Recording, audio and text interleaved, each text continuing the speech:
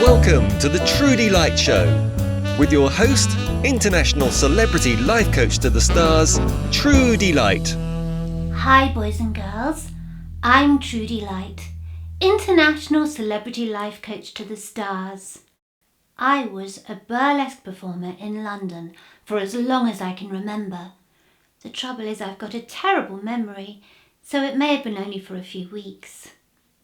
Many years ago, probably, I began building a reputation for giving wise and insightful advice to my friends and fellow performers who would come to me with their problems. Of course, with an address book containing so many A-list celebs, confidentiality has been my watchword, so much so that in all these years I've only published 2 books full of celebrity exposé, plus occasional articles for the best-selling Vacuous magazine. A 3rd book is in development, but Miley Cyrus's lawyers are being a teeny bit difficult.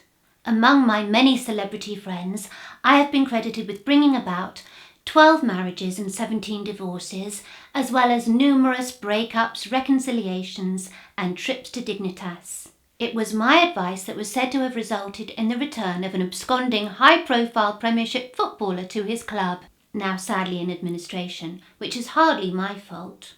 A famous heavy-drinking TV chef becoming teetotal, if only on Wednesdays, and the resignation of a senior member of the government, who is now a banker, for which I can hardly be held responsible. My reputation for giving sound advice has spread like dysentery, counteracting the shameless charlatanism of astrologers, numerologists, and women called Doreen who purport to converse with the dead. The Trudy Lite Show is the gold standard for TV shows featuring international celebrity life coaches to the stars, of which there are more than one might think. Usually my celebrity clients pay through the nose for my advice, those of them who have any noses left, that is. But here on the Trudy Lite Show, my millions of viewers all over the world and elsewhere can benefit from my advice for free. If you have a problem, I can help. But only if you write to me. After all, I'm not telepathic, though I know what you're thinking, you naughty thing. So write to me, like Scott, who lives in San Francisco. I'm 42 and I've just recently got divorced. I was married for 19 years and I've been out of the dating scene for ages. I'm back on the scene now and I was wondering if you could give me any tips on how to date a girl. A girl like you, for example. Well, Scott, it's great to hear from you. I thought all the men in San Francisco were gay. Isn't that where HIV all started? Some of you chaps were fooling around with monkeys, weren't you? Well, we've all done that, I guess. Where was I? Oh yes, I'm very flattered, Scott, but San Francisco is an incy-wincy bit far from me, sitting here in little old London town. So what I've done is put together some tips on how to get a date with a sexy lady. Pay attention now. This is solid gold, foolproof. If you follow my advice, you'll soon find true love, or at least your next shag. Go and get a pen and paper and write this down. I'm going to share my top 3 tips for getting that girl to fall for you. But you must promise me you'll keep this to yourself. This is powerful stuff and could be dangerous in the wrong hands. Are you ready? Okay. My top 3 tips are the 3 S's. Smell, smiling, and smoothness. Let's start with smell. Every girl loves a bloke who smells good. They just love to get lost in a saucy little aroma, and then every time they smell that sexy fragrance, they start having all kinds of naughty thoughts. But I don't mean just any old smell. Oh no, you've got to put some effort into wooing your woman. Drowning yourself in Jean-Paul Gaultier just won't cut the mustard. If you want to win the heart of a really classy girl, you're going to have to go and get yourself some Lynx Africa. Next, I want to talk to you about smiling. I go to lots of celebrity events with my best friend Dita. I recently saw the Golden Globes. Pamela Anderson's still looking great, by the way. I get so bored of seeing guys who never smile. You've probably heard it takes 247 muscles to frown, but only 2 to smile. So the next time you catch a lady's eye at a social occasion wearing your Lynx Africa, don't forget to smile at her. Now finally, my third S, smoothness. Every girl loves a smoothie. She appreciates a genuine compliment. So if a girl looks great, then tell her, even if you don't know her. Find something to admire about any lady and tell her. If you're a bit nervous at first, try it out with someone you don't fancy. The scruffy hippie in the tie-dye skirt with the soap-dodging skills. The spotty checkout girl in the polyester uniform at the supermarket. Or the Conservative Party official at the polling station with horn-rimmed spectacles. Then try it out with someone you do fancy.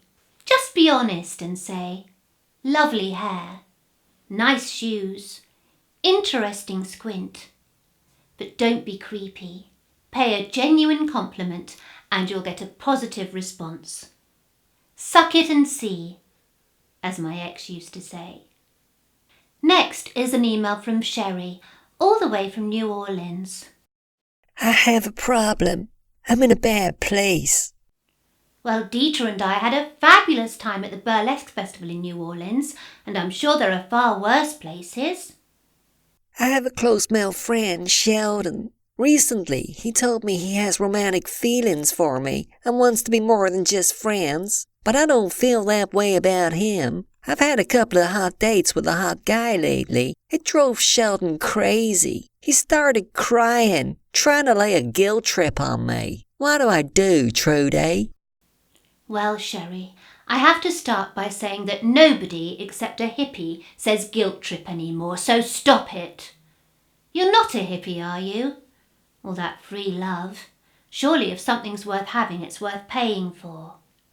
But the point is that straight men and straight women cannot be just friends. It's against nature, like the Michael Bublé Appreciation Society, wearing socks with sandals, or having inappropriate thoughts about a pony. Oh, where was I? Oh yes. Sherry, everybody, stop what you're doing and pay attention. I've had lots of straight male friends. How did we become friends? Because they fancied me, that's how. It's nature, it's sexual attraction, it gets in the way of everything. Next time a straight member of the opposite sex invites you to a celebrity event, or offers you some time alone with their pony, ask yourself why. Now I'm sure there are millions of my straight viewers all over the world and elsewhere, saying, Trudy, Trudy, Trudy, I trust you with my life, if not with my pony, but this time you've got it wrong. I have a great straight friend of the opposite sex and I don't fancy them at all. Well, if that's true, then that friend sure as hell fancies you.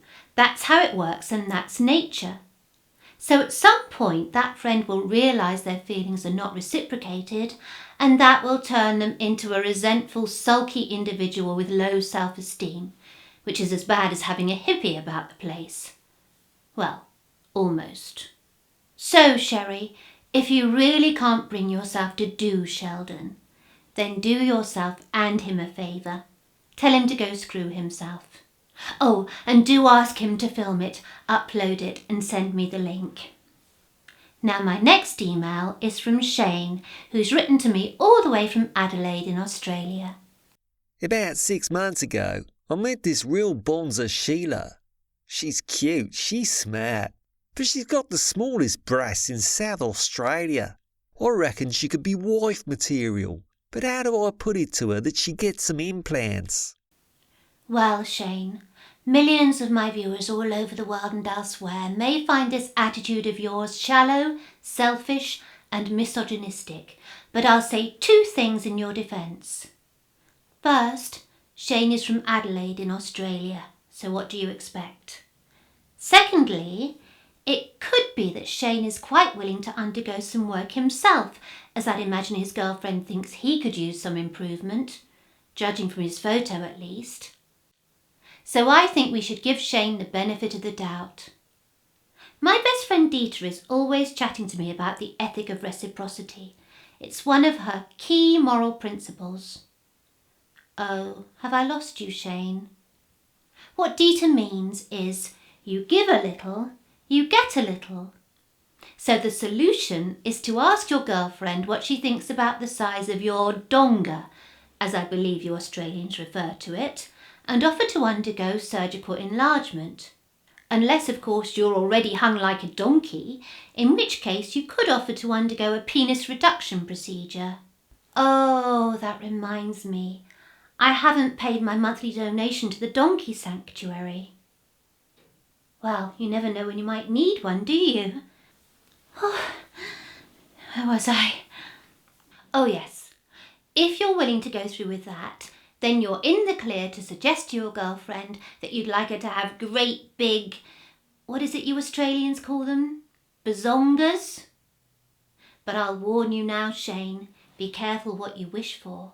Be prepared for your enhanced girlfriend getting hit on left, right and centre by successful, rich, attractive men. She'll most likely leave you for someone much better, who isn't at all bothered about the size of her boobs, or at least pretends he isn't. There you'll be, abandoned, all alone with your surgically reduced penis.